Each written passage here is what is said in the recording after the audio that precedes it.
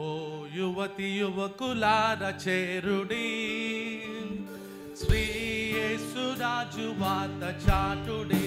I'm not solo singer, come on.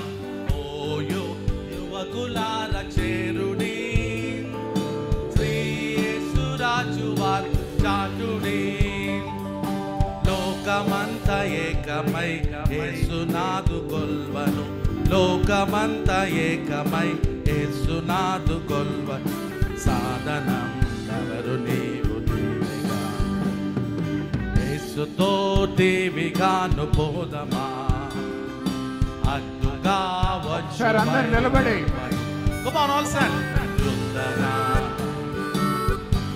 యేసుతో దేవిగాను, యేసుతో దేవిగాను పోదమా. అడ్డుగా వచ్చు గెల్వను,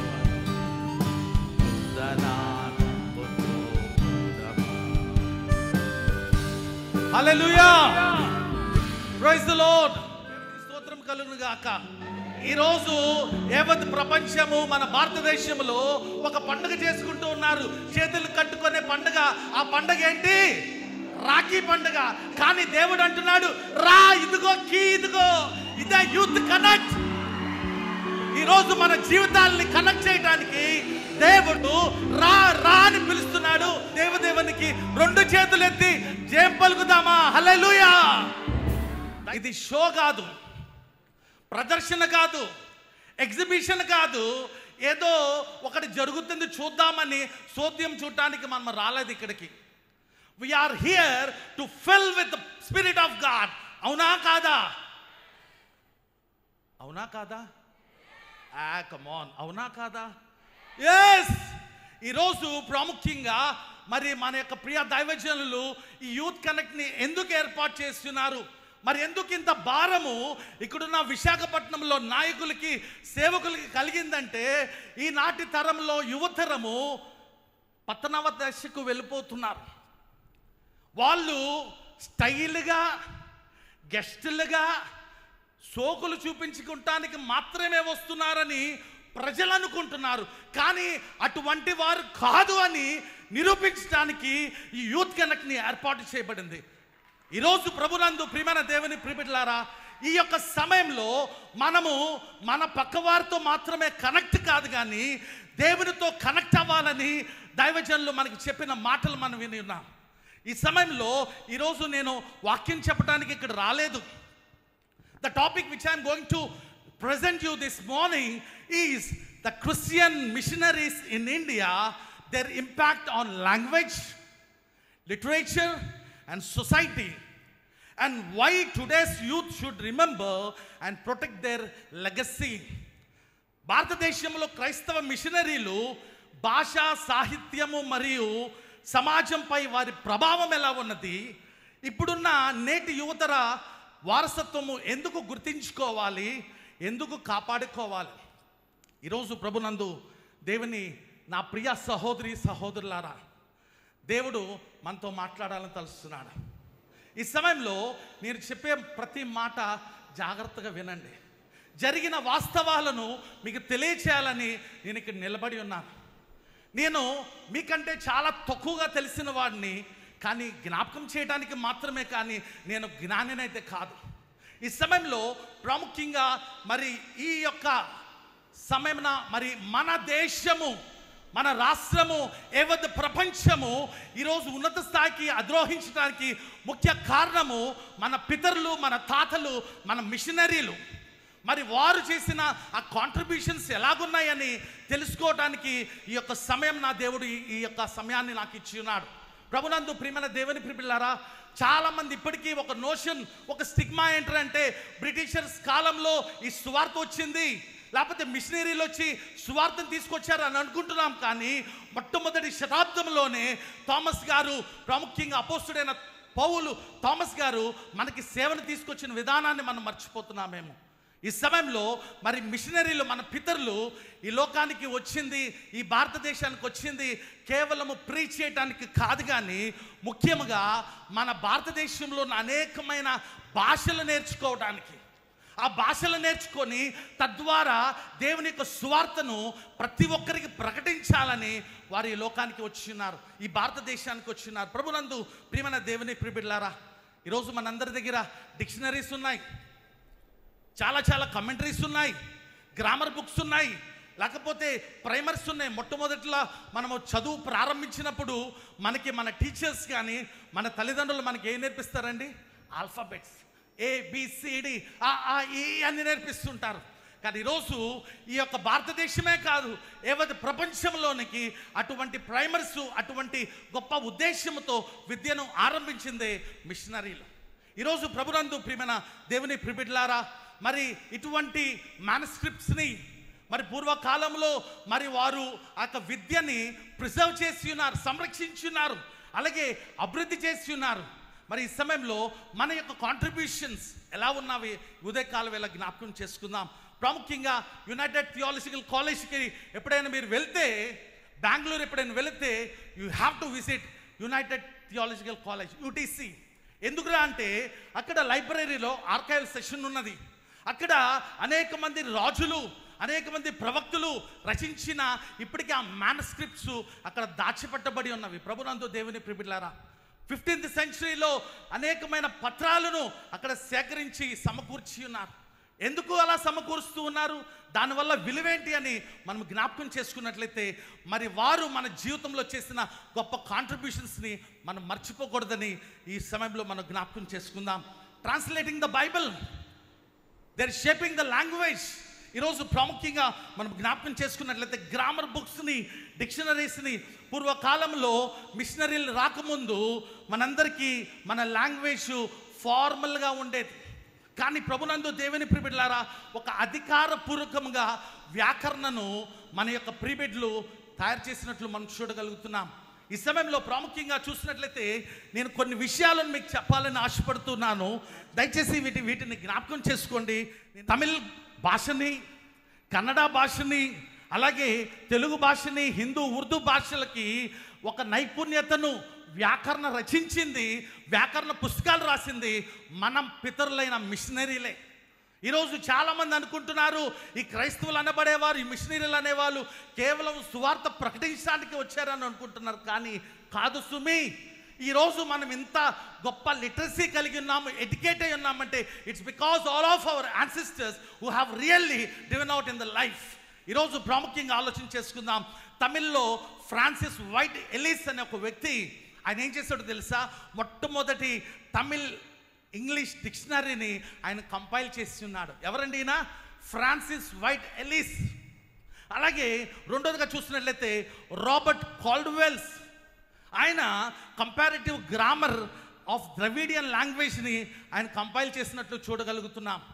మూడవదిగా జీగన్బాల్ అనే ఒక వ్యక్తి, మహానుభావుడు. ఇతడు 1715వ శతాబ్దంలో, ప్రాముఖ్యంగా ఆ సంవత్సరంలో మరి తమిళ భాషలో న్యూ టెస్ట్మెంట్ చేయడానికి దేవుడు కృప చూపించి ఉన్నాడు. ప్రభునందు ప్రియమైన దేవుని ప్రియబిడ్డలారా, కన్నడ భాషలో, తెలుగు భాషలో సిపి బ్రౌన్ అని మనందరికీ తెలుగు భాషలో ఒక డిక్షనరీని ఏర్పాటు చేయడం జరిగింది. ఎవరండి ఈ యొక్క డిక్షనరీని రాసింది? తెలుగు డిక్షనరీని సిపి బ్రౌన్ గారు, ఒక మిషనరీ. అలాగే హిందీలో మనం చూసినట్లయితే SH కెలాగ్స్ గారు గ్రామర్ రాశారు హిందీలో. ఈరోజు ప్రభునందు దేవుని ప్రియబిడ్డలారా, మూడవదిగా చూసినట్లయితే లిటరేచర్ దట్ చేంజ్ లైఫ్, సాహిత్యము. మరి ఈరోజు అనేక మంది పాటలు రాస్తున్నారు, చాలామంది యువత, చాలామంది పెద్దలు పాటలు రాస్తున్నారు. అందులో సాహిత్యం ఉన్నదా? అందులో థియాలజీ ఉన్నదా? అందులో దేవుని యొక్క మాటలను కేవలం అక్కడ నుండి ఇక్కడ నుండి తీసి మేమే రచన స్వరకల్పనని విర్రవీగిపోతున్నారు. కానీ అందులో మరి ప్రథమముగా పురుషోత్తం చౌదరి గారు, పులిపాక జగన్నాథం గారు, మరి గొల్లపల్లి నతానియేల్ గారు వారు రచించిన కీర్తనలు చూసినట్లయితే దేవుని యొక్క విశ్వాసము అందులో ఇమిడి ఉన్నది. ప్రియమైన దేవుని సంగమా, ఈ సమయంలో జ్ఞాపకం చేసుకుందాం. మరి మిషనరీలు వారు కేవలము ఈ యొక్క రిలీజియస్ మతపరమైన కరపత్రాలు లేకపోతే టెక్స్ట్ బుక్స్, పద్యాలు మాత్రమే కాదు, కానీ వారి జీవితంలో అనేకమైన కార్యాలు చేశారు. పురుషోత్తం చౌదరి గారి గురించి మీ అందరికీ బాగా తెలుసు.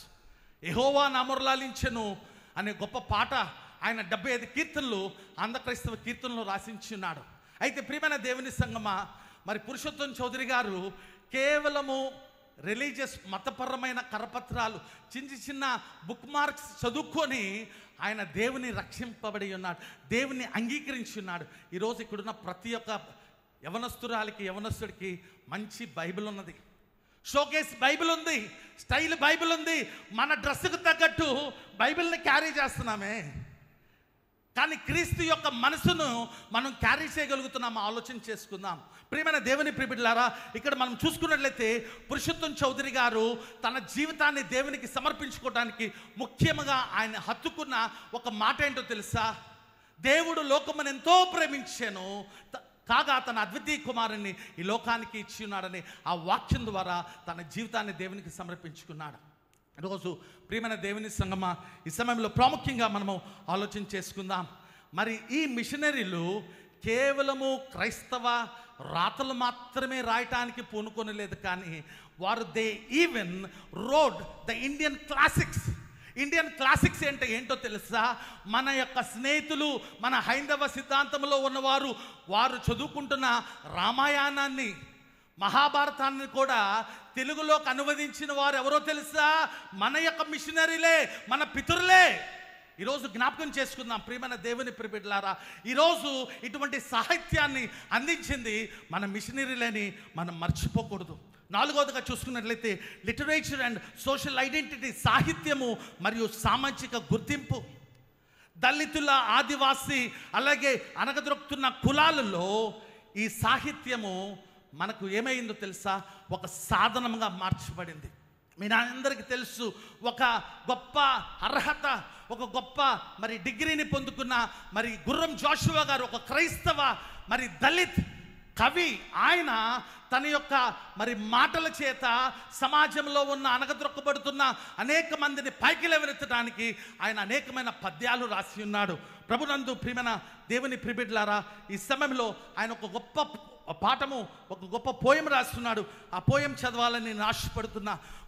గుణం లేనివాడు కులం గొడుగు పడతాడు, గుణం లేనివాడు కులం గొడుగు పడతాడు, మానవత్వం లేనివాడు మతం ముసుగు వేస్తాడు, మానవత్వం లేనివాడు మతం ముసుగు వేస్తాడు, పసలేనివాడు అంటే సరుకు లేనివాడు ప్రాంతాన్ని ఊసెత్తుతాడు, జనాలంతా ఒక కుటుంబం, జగమంతా ఒక నిలయం. ఈరోజు ప్రభునందు దేవుని ప్రియబిడ్డలారా, మనమందరం డిఫరెంట్ డినామినేషన్స్లో వచ్చున్నామేమో, రకరకాలైన ప్రదేశాల్లో వచ్చున్నామేమో, కానీ ఈ యూత్ కనెక్ట్ ద్వారా మనమందరము దేవుని బిడ్డలమని మనం మర్చిపోకూడదు. ఈరోజు మనమందరము ఒకే కుటుంబం అని మనమందరము ఈ విశాఖపట్నంలో ఒక ఉజ్జీవాన్ని తీసుకొచ్చే విధంగా ఉండాలని దేవుడు కోరుకుంటున్నాడు. అలాగే ఐదవదిగా మనం ఈ యొక్క సమయంలో మనం చూసుకున్నట్లయితే మరి ట్రాన్స్లేటింగ్ ద బైబిల్. మరి ఈరోజు ప్రాముఖ్యంగా మరి విలియం కేరీ గారి గురించి మాట్లాడుతూ ఉన్నారు. ఆయన మరి ఎన్ని భాషల్లో మరి ఈ యొక్క బైబిల్ని తర్జుమా చేశాడో తెలుసా? బెంగాలీ, ఒరియా, హిందీ, మరాఠీ, అస్సామీ, సాంస్క్రిట్ భాషల్లో తెలుగు భాషను, తెలుగు బైబిల్ని ఆయన తర్జుమా చేసి ఉన్నాడు. మరి ప్రభునందు ప్రియమైన దేవుని ప్రియబిడ్డలారా, మరి ఇక్కడున్న యువతరంకి ఎంతమందికి తెలుసు అసలు ఆ తెలుగు బైబిలు అనువదించబడిన స్థలమే మన విశాఖపట్నం అని? అనువదించబడిన ఈ యొక్క తెలుగు మరి గ్రంథమే ఈ విశాఖపట్నంలో మరి పూర్ణ మార్కెట్ దగ్గర లండన్ మిషన్ మెమోరియల్ ప్రాంతంలో ఈ యొక్క తెలుగు భాషలో బైబిల్ అనువదించారు. ఎవరు అనువదించారు? మిషనరీలు కాదా? నీవా, నేనా, బయటవాడా, ఎక్కడున్నవాడా? మన పితరులే. ప్రియమైన దేవుని ప్రియబిడ్డలారా, అగస్టస్ డిగ్రాంజెస్ అనే ఒక వ్యక్తి, జార్జ్ క్రాన్ గారు అనే వ్యక్తి 1805 సంవత్సరంలో మరి విశాఖపట్నంలో అడుగుపెట్టి వారు ఆనందరాయర్ అనే ఒక బ్రాహ్మిన్ కన్వర్ట్ ద్వారా వారు గ్రీక్ భాష నుంచి తెలుగు భాషలోకి అనువాదం చేయడం ప్రారంభించారు. మరి తరుపతి మరి ఎడ్వర్డ్ ప్రీచెట్ అలాగే గార్డెన్ గారు వచ్చి ఆ యొక్క భాషని, ఆ యొక్క బైబిల్ని అంతా పూర్తి చేసి 1818 సంవత్సరంలో మొట్టమొదటి క్రొత్త నిబంధన ముద్రించడం జరిగింది. దయచేసి జ్ఞాపకం చేసుకుందాం.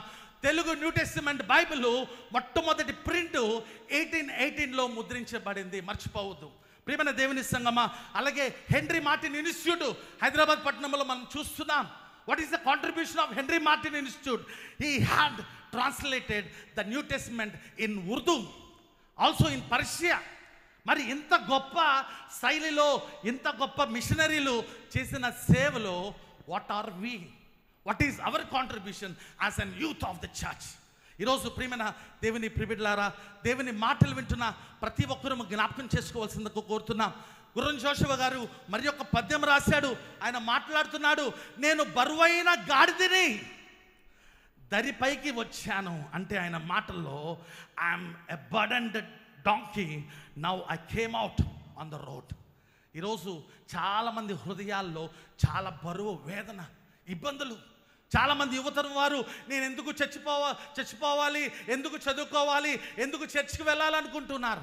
దేవుడు అటువంటి వారి ఈరోజు ఈ యూత్ కనెక్ట్ ద్వారా ఆయన మీ హృదయాలను, మీ యొక్క ఆలోచనలు మార్చాలని కోరుకుంటున్నాడు. ప్రభునందు ప్రియమైన దేవుని ప్రిబిడ్లారా, ఆయన ఒక మాట రాసి ఉన్నాడు, అనగదొక్కబడుతున్న వారిని పైకి లేవనెత్తడానికి, సమాజంలో అనేకమైన ఉన్నత తరగతిలో ఉన్న వారిని అంచటానికి ఆయన రాసిన మాట. ఈ భూమి మాది కాదని ఎవరు చెప్పారు? ఈ భూమి మాది కాదని ఎవరు చెప్పారు? ఇదే మాట మీరు చర్చిల్లో చెప్పగలరా? ఇదే మాట మీ సమాజంలో మీరు చెప్పగలరా? ఈ భూమి మాది కాదని ఎవరు చెప్పారు? ఈ చర్చి మాది కాదని ఎవరు చెప్పారు? నాకు పోషణ లేదని, నాకు రైట్ లేదని ఎవరు చెప్పారు? సంఘాలలో చాలామంది మిమ్మల్ని తొక్కేస్తున్నారు. సంఘాలలో మిమ్మల్ని రానివ్వకుండా బయట పెట్టేస్తున్నారు. కేవలము కానుకల టైంలో వచ్చి చందాలు వేసుకునే వారిగా మిమ్మల్ని పరిగణిస్తున్నారు. అటువంటి వారా మీరు? కాదు. మీ ద్వారా ఈ సమాజము, ఈ సంఘము నూతనపరచబడాలి. ప్రభునందు ప్రియమైన దేవుని ప్రిబిడ్లారా, కేవలము సెల్ఫీలు తీసుకొని, కేవలము ఇన్స్టాగ్రామ్లో పోస్టులు చేసుకొని, రీళ్లు చేసుకునే బ్రతుకులు మనకొద్దు. కానీ మనము కూడా ఆనాటి కాలంలో మరి మిషనరీలు చేసిన కాంట్రిబ్యూషన్ని మనము కూడా చేయడానికి ముందుకు చూపుదామా? ఈ సమయంలో మరి దేవుని యొక్క మహాకృప, మరి వర్నాక్యులర్ మరి ఎడ్యుకేషన్ టు ఆల్. ఆనాటి కాలంలో చదువు ఉన్నత స్థానంలో ఉన్న వారికి, బ్రాహ్మణులకు, వైష్ణవులకు, క్షత్రియులకు మాత్రమే చదువుకునేవారు. దళిత వర్గాలు, మాదిగలకు చదువు లేదు. క్రైస్తవులు అనబడే వారికి చదువు లేదు. కానీ మన పితరులైన వారు వచ్చి ఈ లోకాన్ని, దేవుడు ఈ లోకమునకు వెలుగై ఉన్నాడని ఆ వెలుగు ద్వారా మనల్ని వెలిగించడానికి వారు ఈ సమయంలో వచ్చినారు. కేవలము పురుషులకు మాత్రమే ఆనాటి కాలంలో విద్యను అందించేవారు. కానీ మిషనరీలు రాకతో ఆడబిడ్డలకు, స్త్రీలకు, అనగదొక్కబడుతున్న వారందరికీ విద్యను అందించి ఉన్నారు. ప్రభునందు ప్రియమైన దేవుని ప్రిబిడ్లారా, ఏ డెమోక్రటైజేషన్ ఆఫ్ ఎడ్యుకేషన్, మరి విద్య యొక్క మరి ప్రజాస్వామ్యకరణ జరగబడుతున్న విధానాన్ని మనం జ్ఞాపకం చేసుకుంటున్నాం. అలెగ్జాండర్ డఫ్, అలాగే ఈ యొక్క థామస్ బెబింగ్టన్ మెకలే అనే ఇద్దరు వ్యక్తులు వారు తీసుకున్న ఒక సంకల్పం ఏంటో తెలుసా? ఈ యొక్క మెకలే అనే వ్యక్తి ఆయన ఒక డాక్యుమెంట్ని ప్రజెంట్ చేస్తున్నాడు ప్రభుత్వానికి. ఆ డాక్యుమెంట్ పేరేంటో తెలుసా? Minute on Indian education. ఏమంటాడంటే, ఇప్పుడున్న ఇక భారతదేశంలో ప్రతి విద్యా సంస్థ it should be an English medium. English medium ద్వారా ప్రపంచానికి ప్రతి మానవుడు కనెక్ట్ అవుతాడని ఆయన అలెగ్జాండర్ డఫ్ గారు మాట్లాడుకొని ఈ ప్రజెంటేషన్ చేసి ఉన్నారు. వారి యొక్క ప్రజెంటేషన్ ద్వారా, వారి యొక్క కాంట్రిబ్యూషన్ ద్వారా ఎంతో మార్పు కలిగింది. ఆయన చెప్పిన ఒక నినాదం ఏంటో తెలుసా? Indians should be educated to become a class of persons, Indian in blood and color, but English in taste, in opinions, in morals and in intellectual. భారతీయులు రక్తంలో మరియు రంగులో భారతీయులుగా, కానీ అభిరుచుల్లో, అభిప్రాయాలలో, నైతికతలో మరియు తెలివితేటల్లో ఆంగ్లేయులుగా మారేలాగా ఉండాలని వారు కోరి ఉన్నారు. ఎంత మంచివారండి! మన పక్కవాడు అభివృద్ధి పొందుతున్నాడని లాగేసే రకాలుగా ఉన్నామా? మన క్రైస్తవ జీవితంలో ఒకడు ఎదుగుతున్నాడని లాగేసే రకాలుగా ఉన్నామా? పక్కపక్క సమాజాలు, పక్కపక్క కమిటీలు ఎదిగిపోతూనే ఉన్నాయి. మన క్రైస్తవుల్లో ఉన్న వాళ్ళు అక్కడక్కడే టెంపరీ జీవితాలే. ఈరోజు ప్రభునందు ప్రియమైన దేవుని ప్రియులారా, I'm going to conclude. What is the call of the youth? ఈ యొక్క సమయంలో మరి ఇక్కడున్న చాలామంది మరి మిషనరీలు స్థాపించిన కాలేజెస్లో, స్కూల్స్లో చదువుకుంటున్నారు. కానీ వారి యొక్క కథలు కానీ వారి యొక్క జీవిత సరళిలు కానీ ఎప్పుడైనా మనం విన్నామా? I would like to give in a short minute saying that read about missionaries in your region. మరి చాలా చారిత్రకమైన సంఘాలు ఈ యొక్క విశాఖపట్నంలో ఉన్నాయి. నీ సంఘ స్థాపన గురించి నువ్వు అసలు ఎప్పుడైనా హిస్టరీ కనుగొన్నావా? కేవలము నేను పలానా చర్చ్ అండి, పలానా యూత్ మెంబర్లో వర్షిప్ లీడర్నని చెప్పుకుంటానికే మాత్రమే. కానీ have you ever know about your history of the church? అలాగే ప్రభునందు దేవుని ప్రియులారా, గో టు హిస్టారికల్ చర్చెస్. చాలా చర్చెస్ ఉన్నాయి. రండి మా ఎల్ఎంఎం చర్చ్కి, రండి ఏబీ చర్చ్కి, రండి కల్వరి బాప్టిస్ట్ చర్చ్కి, రండి క్యూఎంబీ చర్చ్కి, రండి పలానా ట్రినిటీ చర్చ్కి రండి. చాలా చర్చిలు ఉన్నాయి. అనేక మంది మిషనరీలు ఏర్పాటు చేసిన చర్చిల గురించి తెలుసుకుందాం. ఆ సంఘాల దగ్గర రీల్ చేసి పెడదామండి. ఆ సంఘాల దగ్గర ఉద్యమాలు చేసి మన యొక్క స్థాపనను చేసుకుందామండి. అలాగే కండక్ట్ ప్రెజెంటేషన్స్, స్కిట్స్. అలాగే ఈ సమయంలో ఇంటర్వ్యూ ద ఎల్డర్స్. మీ సంఘంలో ఉన్న పెద్ద పెద్ద వారిని ఇంటర్వ్యూ చేయండి. టీచర్స్తో మాట్లాడండి, పాస్టర్స్తో మాట్లాడండి. నిజంగా ఎంతమంది యువతులలో ఉన్నవారు మీ పాస్టర్స్తో కనెక్ట్ అయి ఉన్నారండి? ఆరాధన 8:30 గంటలకు స్టార్ట్ అయితే 10:30 గంటలకు వచ్చే రకంలో మీరున్నారా? కేవలము గిటార్లు కొట్టుకొని, కీబోర్డులు కొట్టుకొని, డ్రమ్ములు కొట్టుకొని, పాటలు పాడుకొని ప్రసంగ టైంలో లేచి గుడానికి వెళ్ళి ఆటలు పాటలు చేసుకొని మరలా దేవునికి స్తోత్రం అన్నప్పుడు వచ్చి మళ్ళీ కొడటానికి సిద్ధపడుతున్నామా? We should not be like this. We should be committed to the whole of our life to Christ. ఈరోజు ఒక నిబంధన తీసుకుందాం. Today we need to take a promise. చాలామంది మరి సముద్రాల దగ్గరికి వెళ్ళి పాటలు పాడుతున్నారు. I'm really appreciating the Joy Mission. చాలామంది సంస్థలు ఉన్నాయి. They are very courageous. మీకున్నదా దమ్ము? అన్నలతో కలుద్దాం, తమ్ముళ్ళతో కలుద్దాం, చెల్లెలతో కలుద్దాం. ఎవడో ఏదో అంటాడని భయపడిపోయి నాచి రకాల వల్ల ఎందుకులే మనకి పాస్టర్ గారిని అంటుంటే, ఎందుకులే మనకి మన తాతలను అంటుంటే, ఎందుకులే మనకు అనుకుంటున్నాం. కానీ ప్రియమైన దేవుని ప్రియులారా, కమ్ అవుట్, రా, కీ ఇదిగో, కనెక్ట్ చేసుకో, నీ జీవితాలను దేవుని కోసం దారిపోసుకో. అటువంటి కృప, ఆశీర్వాదం దేవుడు నీకు నాకు మనందరికీ దయచేయను గాక. ఆమేన్, ఆమేన్, ఆమేన్.